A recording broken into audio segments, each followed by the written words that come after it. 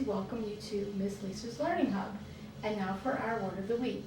Our word of the week is viral. We have two definitions for the word viral. Most common one, something that is widely and quickly spread, especially on the internet. And the second, it can also refer to something that's caused by a virus.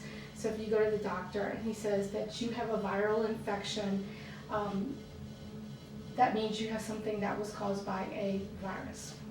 All right, some synonyms, and these are synonyms for the first definition, can be something that is popular, something that is trending, or something that is buzzworthy.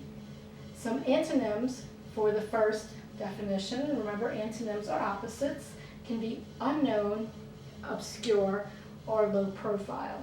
And again, here's a sample sentence going with our first definition. Her TikTok dance went viral overnight, gaining millions of views.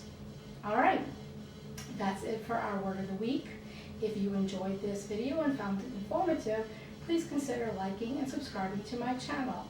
Let me know what you think in the comments, and I'll see you.